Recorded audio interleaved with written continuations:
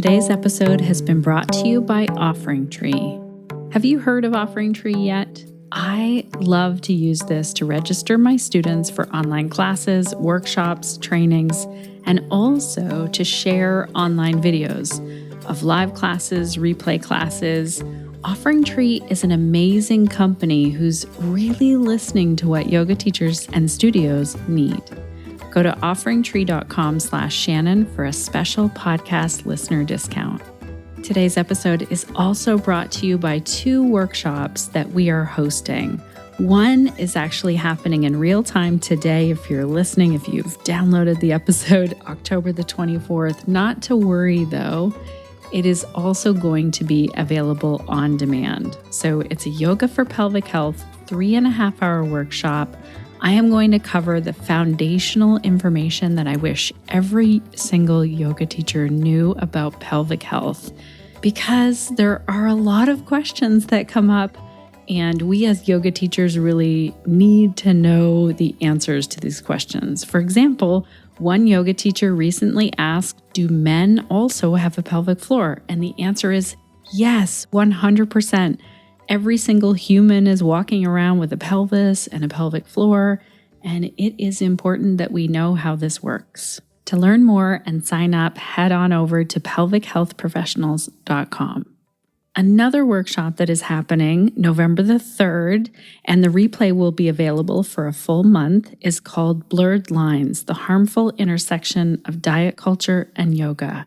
This workshop is a must for all yoga teachers who want to take diet culture out of yoga because, oh my goodness, it does not belong there.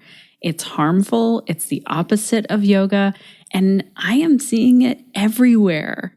That is why I've invited Jessica and Alyssa to come and talk with us about this, because they are 2 amazing experts. They're yoga teachers, also registered dietitians, and they are trained in the health at every size movement, in body positivity, in disordered eating and eating disorders. These are 2 people that we all need to learn from. To sign up for that, head over to theconnectedyogateacher.com/anti-diet, or both of these links for these workshops will be in our show notes. And if you're wondering, where are the show notes, Shannon? They're over at theconnectedyogateacher.com/295 for today's episode. So, hello and welcome to the Connected Yoga Teacher Podcast. I'm your host, Shannon Crow. My pronouns are she, her. This podcast is being recorded on Anishinaabeg, Odawa, and Mississauga land, also called the Bruce Peninsula in Ontario, Canada. If you are new here, you might not know that I'm also a mom of 3, a yoga teacher, and the founder of Pelvic Health Professionals. If you are a returning listener, you know how things go around here. This podcast was created for you, the yoga teacher, so that each and every week you are connected to the information and ideas that are going to support you as you build this yoga business, as you create it to be yours in every single way. Today's episode is here for you if you ever have the question of, how can I make money teaching yoga? And it's also here for you if you'd like to hear about a yoga teacher who does 0 online marketing and still has a thriving yoga business. I have been excited to release this episode for a very long time, and I want to tell you a bit of the backstory about this episode before we get into it. So it was set to release the week the world shut down with the pandemic. And as you are going to hear in today's episode, we are going to talk with a yoga teacher who has a thriving yoga business and does 0 online marketing. So you can imagine, when I was set to release this, the week that everyone was trying to move their yoga business online, the timing wasn't right at all. So we have held on to this episode for you because it is still really relevant. And I also have some updates about how this yoga teacher, made it through the pandemic, not being online at all, is still not online, and is still running a thriving yoga business. Another cool thing about this episode is that it was done in person, with my dear, dear friend, Betty Welsh. You'll get to meet her in today's episode. I've known Betty for years. She used to come to my yoga classes as a student. She then became a yoga teacher. She inspires me all the time. She is a beautiful human, an amazing friend, and just full of life and cool ideas and fun. And oh my gosh, Betty, I am just so grateful to have you in my life. Also this year, I got to be part of Betty's wedding. So Betty and Barrie got married, and it was such a beautiful day, and what an honor. Betty is a certified yoga teacher. She's also a Thai massage practitioner, and she and her partner Barrie live on the water in a small community outside of Owen Sound, so very close to where I live. Betty is super artistic. She's full of stories. Oh my gosh, I hope she writes a book someday. And she's just so passionate about sharing yoga, especially with our local community. And as I said, Betty was a student of mine long ago. And this was back in the day when sometimes it was just Betty and I in class before I had figured out how to market my yoga, before I figured out how to run registered sessions.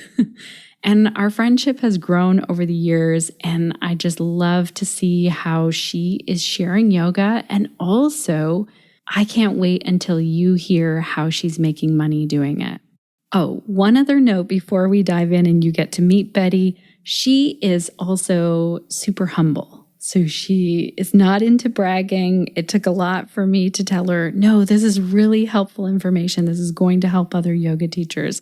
And so we did get into some money talk for sure and numbers. And I think this will be super helpful, but also pay attention to the thread of like how she set up her business, how she runs it like a business, and how she makes money.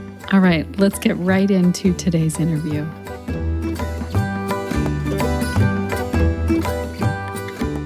Betty, this is really exciting because we're doing this in person. Welcome to the Connected Yoga Teacher podcast. Thanks, Shannon.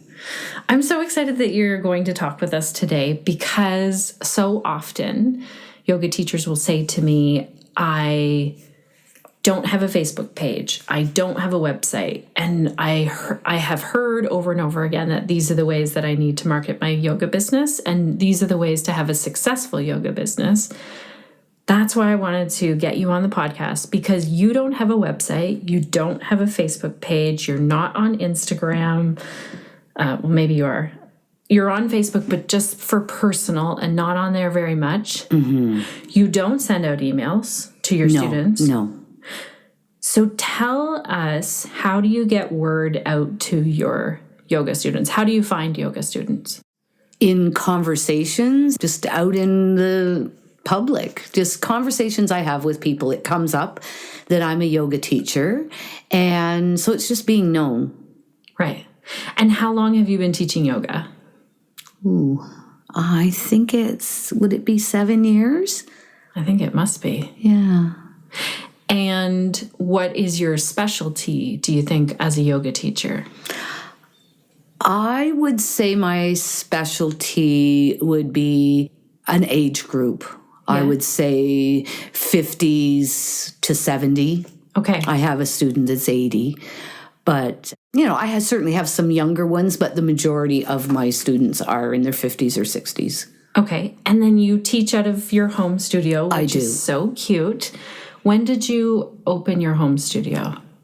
About 4 years ago. Okay. So you were teaching for 3 years, maybe, a few years. Yeah, in a church basement. Right. That's right. And then you moved to your home studio. What made you want to move to your home studio? The space that I was using in the church really wasn't suitable. It wasn't warm enough. Just the atmosphere there.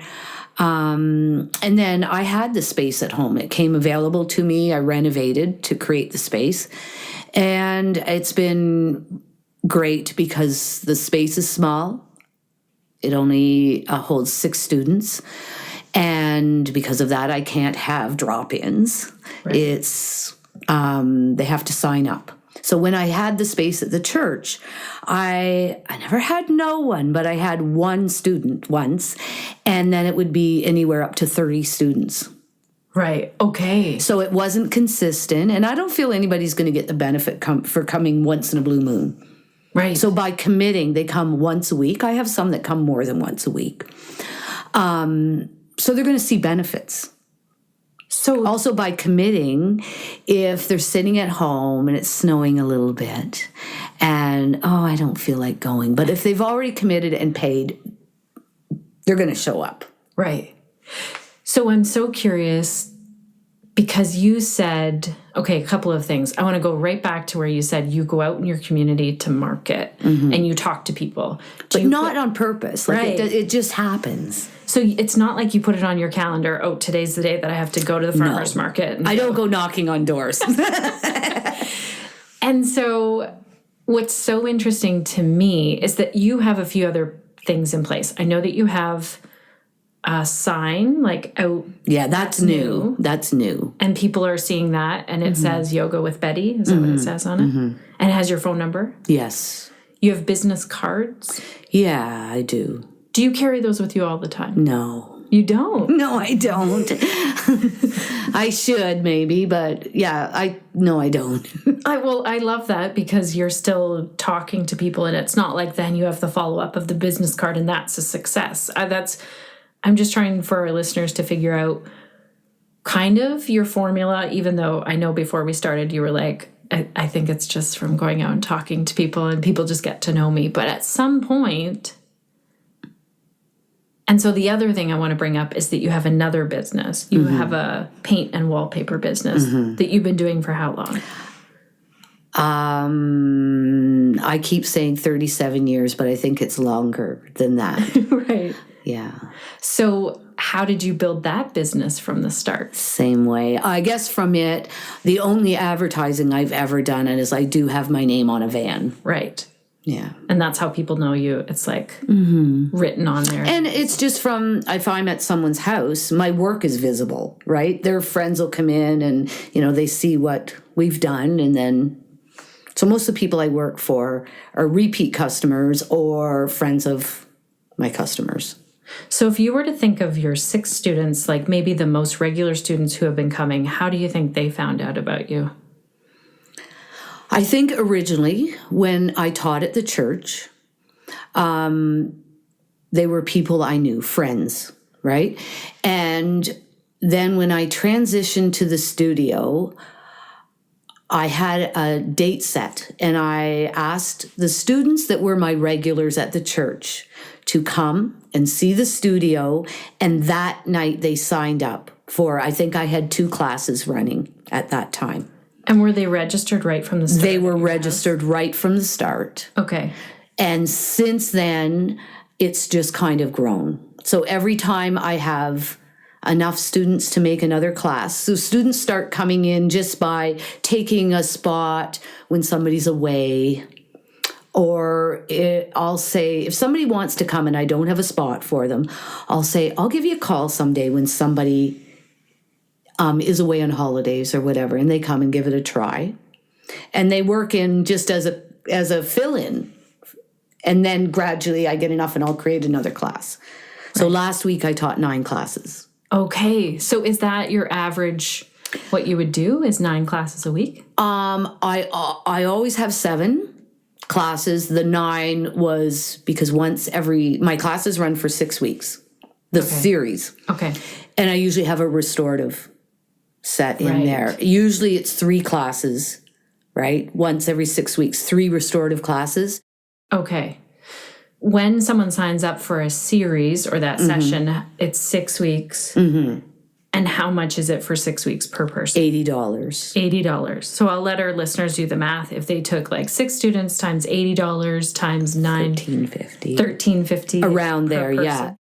Connected yoga teachers, I'm popping in here for a second because I want to walk you through this math because I think it's important proof that we can run a successful and profitable yoga business even if we don't want to market that online. So yes, we still need to market. As you can tell, Betty definitely does talk to people about her yoga, but I think the math is important. So Betty had said at the time of our recording that she had 7 classes a week, 6 students in each session, running for 6 weeks, and students were paying $80 per session. This is a while back when we recorded this. So that means back when we recorded this, Betty was making $80 per class or $560 per week. Now, I know Betty well, and she shared with me many times that she was okay with sharing the numbers, but she didn't want to brag about how much she was earning. I get this, Betty. I never feel like you are bragging. I just feel like when other teachers can do the math and hear the math, it's empowering to know that it's possible to make money teaching yoga. I also want to note that at the time when Betty and I recorded this, she was teaching yoga part-time and running a full-time painting business. And also, at that time, she didn't schedule all 7 classes at once. She filled one class and then she slowly added another class as the demand grew. Now, an update since we recorded this is that Betty has retired from her paint and wallpaper business. She's teaching yoga as her main career, but it's not filling her whole calendar. And also, I want to update you on the math. So when we first recorded this, that was almost 3 years ago. Betty's classes are now $20 each. But during the pandemic, when people were allowed to go back to being in person doing yoga classes here in Canada, Betty charged $25 per class per person. So her price went up to $25 per person in the pandemic because she was creating more space in the room. There were not 6 people in the class at that time. So she charged more, and then she lowered the price when she could have more people in the space. Okay, let's get back into the episode with Betty. I know that's a really reasonable price, but I feel I'm asking quite a bit by asking them to commit. Right. So if they miss one class, $13.50, does that include HST? Yes. Yes. So here in Ontario, then we have to charge HST, which is 13%, and that money goes to the government to pay for our free healthcare and all those great things that we have. So that's important to understand. Would you say that teaching at the church in comparison to teaching now, which has been more successful? Because you said at the church you could have 30 people. Yeah. Definitely at home.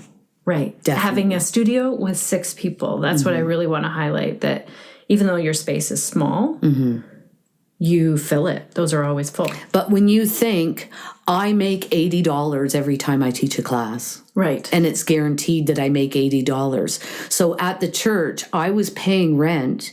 And then if I only had 2 or 3 show up, I wasn't making very much. So this way, I always make $80, even if somebody's missing. Right.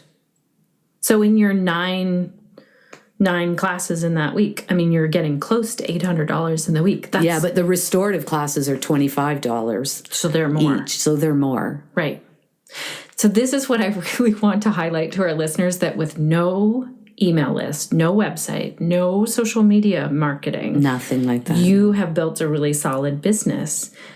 So what would you say to the yoga teacher who says, yeah, this is exactly what I want to do. I don't want to have an email list. I don't want to have a website. I don't want to have social media. What would you say? How would they start to get out into their community and talk to people? I guess it's just not being afraid to talk about what you do. So give us an example. You told me before we hit record of someone who talked to you about signing up for yoga. So it was just recently. You don't have to share their name or anything. Okay, I can think of a neighbor that was walking to the mailbox. Right. And I know she has a shoulder issue. And she thought, I'd like to try yoga, but I don't know about my shoulder. And I said, why don't you come for a private class? Because I do some privates. And she said, that would be great, because then I could try it and see. And I said, sure. And then I said, when I get time, I'll give you a call.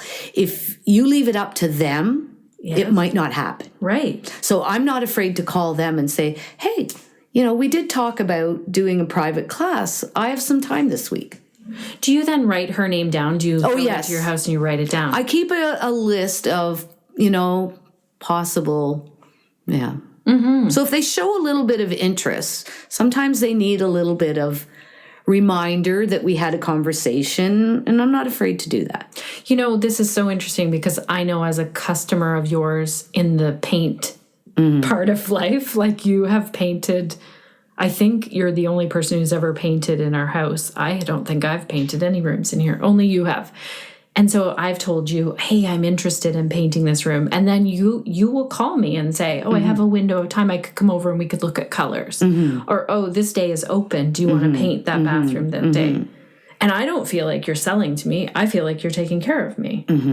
So it's the same thing with the yoga business. Yeah. And I also have, like for my restorative, I have a list of people that don't come to regular yoga classes.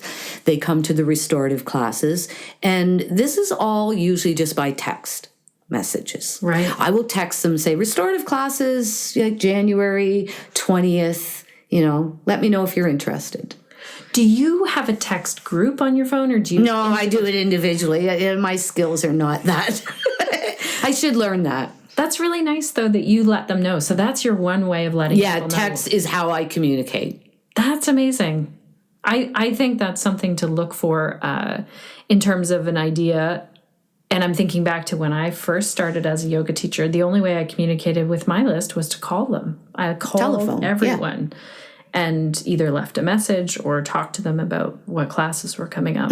So it's the same, only I'm using text. Right. Messages. And when you look at the age group of my students, I don't hear them talking about Facebook. Right. Really. And I think they email.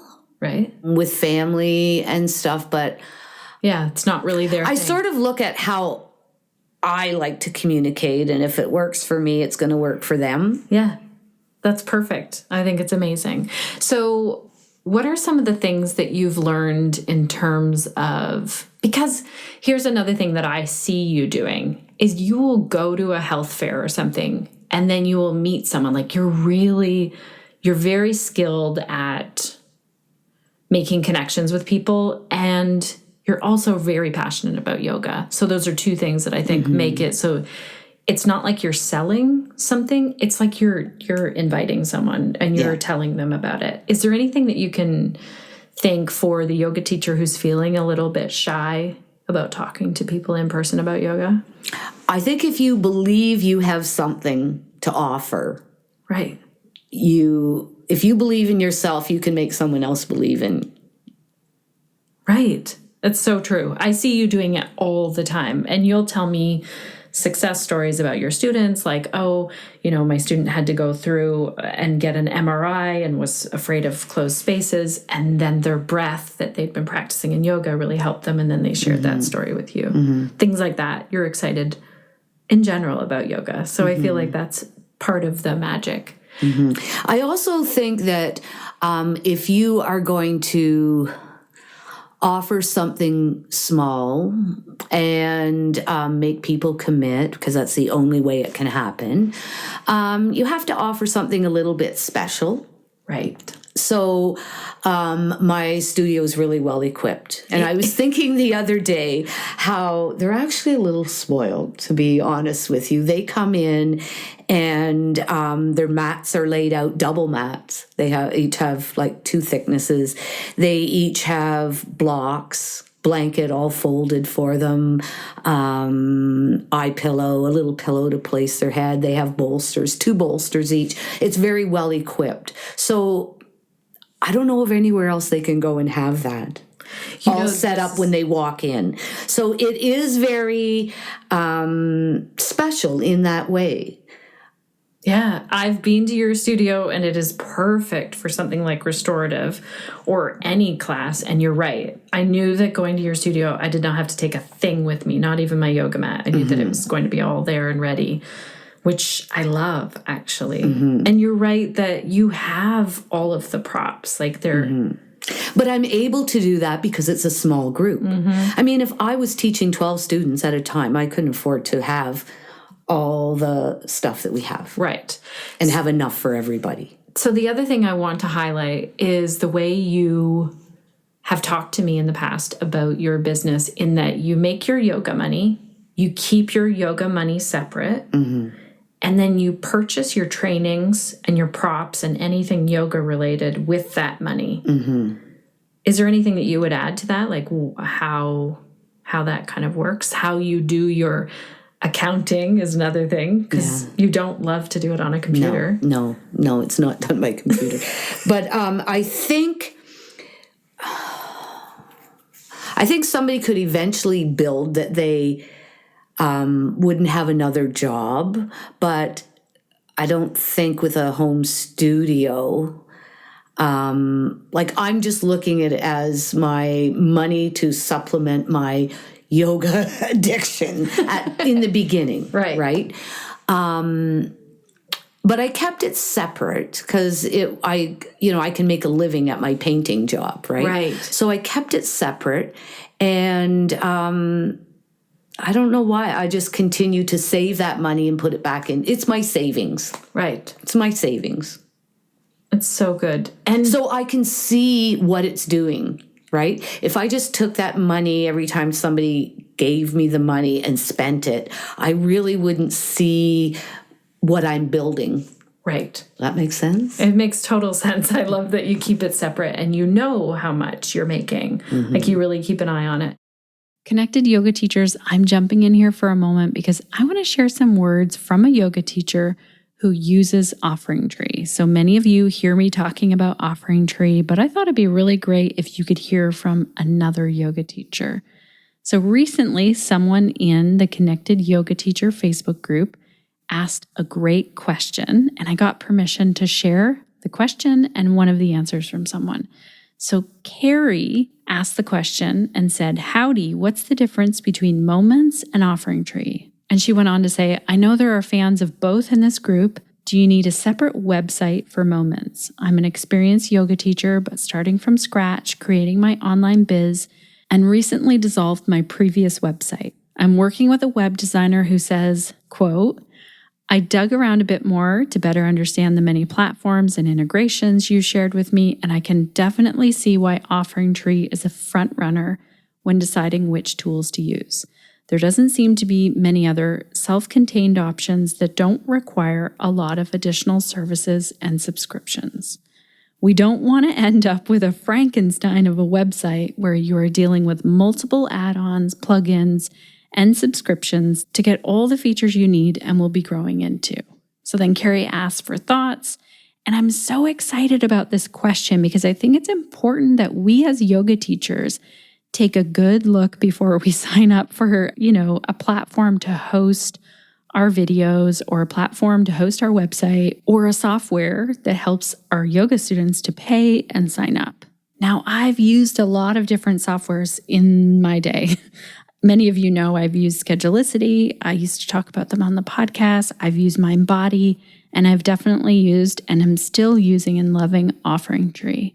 And that's the one that I suggest to most yoga teachers. So I wanted to share a comment from Kelly, who answered Carrie in that thread. So Kelly said, "I don't know anything about Moments, but I just got OfferingTree and it was easy. I'm okay with technology and I could navigate easily, along with the awesome tutorials given by Ashley Hagen." So shout out to Ashley, who has created some great tutorials on OfferingTree.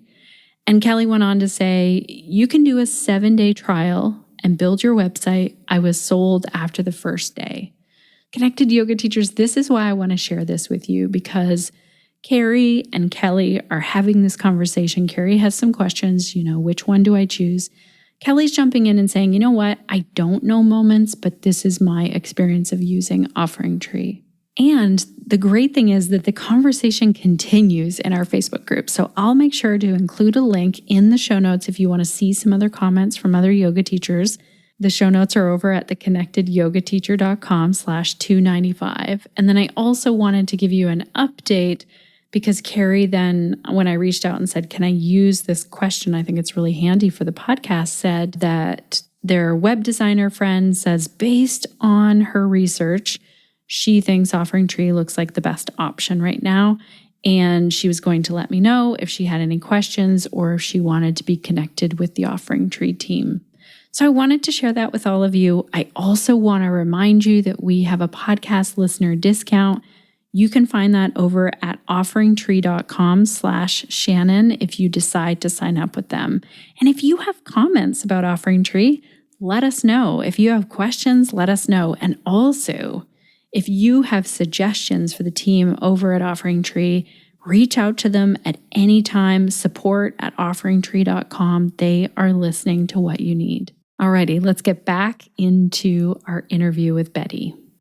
Where do you think this entrepreneurial spirit came in? Like, when did you start thinking, I'm going to run my own business? Do you think you were born that way? Maybe I was. Yeah. Maybe I was. I mean, even when I was a kid, my very first thing was a friend and I had puppet shows in our basement, and we had this puppet theater built, and we used to charge the other kids to come on Saturdays for these puppet shows. Oh my gosh, that's so cute. Okay, so this was from a young age. Yeah, and then I guess I could say I've been self-employed all my life. Right. My very first career was a hairdresser, and I rented my chair. Right. Out to And then other. into the painting world after that. And Is there anything that you would suggest to, say, a newer yoga teacher, things that have helped you in terms of running a yoga business? I think, when you have a home business and people are signing up, you have to have that set up and try not to stray too far from it. Like, as far as you can't say, well, you're only available for 3 weeks, so just pay me for 3 weeks. You couldn't make it work on that. Right. So you have strict policies. I do, and I do make exceptions. Like if somebody's, I had a student recently who was caring for their mother. Right. Or their mother just passed away last week, and she's coming back in January. But I held her spot for her. So for compassionate reasons, I do make exceptions, but not just as a rule if you're going on a holiday or something. Right. That's and you have different. a weather policy as well. That I do. If somebody doesn't want to drive because we live in the land of snow, they just give me a call. And if driving is out of their comfort level today, I give them a credit. Right. That's so nice. Because I don't want them to be put in harm's way. Right. Right. So when someone signs up for the 6 week and then say they're just like, I'm tired tonight, I don't want to go to the class, they still are paying for that. But don't they have the option of sending a friend? Oh, they can send a friend, yes. Right. So, but you don't. Or if they let me know, I will draw from, if they let me know ahead, I'm signing up, but I'm not going to be here on this date. Yeah. One of those people that are looking for a spot, I'll put them in. Right. And I'll give that person a credit. Nice. If that other person has come and then has paid. But it's no guarantee. Right. You know, what I love about this is how clear you are on the policy with your students, and how it switches it so that it's not it switches it so that there's a bit of, I have to go. I've got that spot. I paid for that spot. I'm committed. And also, if they let their spot go, I know with you, like if someone says, well, I'm going away on holiday, so I'm letting that go for the whole time, they could potentially lose that spot. Isn't that right? Yeah. Yeah. So it really makes it so that they commit. So in the sheet that they get with the yoga rules, it'll say, if you are unable to attend a class, you can offer that class to a friend. If you are unable to attend a session, that session will be offered to another student. Okay. All right. I love that you have this set of rules. Like, I know that there's even some information about parking in there and different things. So I don't know if you'd want to share that if you have it on the computer, or I can take a screenshot or something. It might help some of our teachers who have a home studio and who are just sort of setting up those policies. This is amazing. Will you also share, because you just told me this story this morning about your mom when she was 13. Will you share that story? Oh, sure. So my mom was 13, finished grade 8. the opportunity to go off to high school was not there. She went off to work, and I still have the suitcase that her father bought her. It's a little black suitcase. And she went off to work in people's homes, helping people with new babies. She did the housework while they looked after the baby. That's amazing. And she took that suitcase. You said she caught the train when she was 13. Yeah. And then off she was into the working world. Yes. And now your mom is how old? She's 94. That's amazing. I love it. I feel like probably you grew up seeing someone who knew what it was like to go to work at a pretty young age. So. She actually, that ended up being her career. She worked for the Red Cross. Wow. Right up till she retired at just past 65. She worked as what they called then, probably has a different name now, but she worked as a Red Cross homemaker. She went into people's homes and basically did the same thing, but people were ill, recovering from surgeries, and she did the housework. Wow, that's amazing. Thank you so much for sharing that story and all of this information about your yoga business. It's just been, I have seen you take this yoga business and do something different than what everyone else is saying you have to do. So I think it's super inspiring. And do you want to share with our listeners what your first yoga class was like? Oh, my first yoga class. I'm somebody in the past, and sometimes even now, suffers from anxiety. My very first yoga class, Shavasana, was so difficult. Lying on the floor, looking at the door, going, how long are we going to be doing this? Oh my God. Because just being still sometimes for people is the hardest thing. Yeah. It didn't take long for me to really catch on to what Shavasana really was. Just knowing your students and knowing the signs of that and just seeing what your students need, right? Yeah, that's amazing. Thank you so much for your time today. Okay. Thanks also for doing it in person. Connected Yoga Teachers, Betty and I got talking after her interview about how she creates her class plans, and I wanted to include this in here for you because I think it's a really cool nugget. Have a listen to how she does her class plans. Connected Yoga Teacher listeners, Betty and I were just talking about how she structures her classes so that students don't get bored, and how she also does it so that she reuses that class plan all week. So do you want to outline, so you make one class plan do you sit down and you have a special time and day that you do that? About a half an hour before the first class sometimes. I try to get it done. Like my classes start Monday, and actually on Mondays I have 5 classes. Okay. So sometimes it's a half an hour. They'll be walking in the door and I'm still putting together. I don't like to do that, but it does sometimes happen. It does happen. So you said that you look back what they did the previous week because you don't want them to feel like they're getting the same class the next week. Right. So we start out with a breath practice. Yeah. And this week we did alternate nostril breath. So all of my classes will start out that way. The classes are structured with people at different abilities, and I won't say levels, but different abilities. Right. Like you were saying, one example is you have a student who has glaucoma. Right. Or you have some older students in a different class, and so they can't do the same like downward dog transition or something. Right. So I group those people together. Right. In the classes. They might start out coming with a friend, and I have had students where I have to say, I think I have a class on Thursdays that would be best suited for you. Right. Right. And this happened once, and the lady said, well, I think I do fine in that class that I'm in. And I say, I actually alter that class for you. Right. I've had to do that. Right. Because it's for their benefit that they're in the right class. Right. This is so cool how you get to know your students. That's the beauty of having the same students every week. You really know them. You get to know. right? So the classes will be doing basically the same thing. Like we might, sometimes we start lying down, sometimes we start sitting, but not 2 weeks in a row. Right. So you look back and see, what did we do last week? So you were saying one example was bridge. So 1 week you might do bridge with a block. And then the next week you might do bridge in a different way.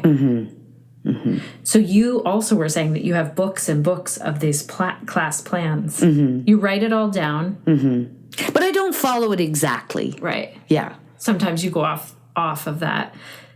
Do you draw pictures or do you write words? I write words. Right. I have my own little short form or shorthand. For the poses that you do. Yeah. That is so cool. I think that will really help our yoga teachers who are thinking, like, if you were teaching 9 classes in a week, you would not want to make 9 class plans. No. Right. So we all do tree that week. But some of them do like a little sapling tree. Right. Right. Right.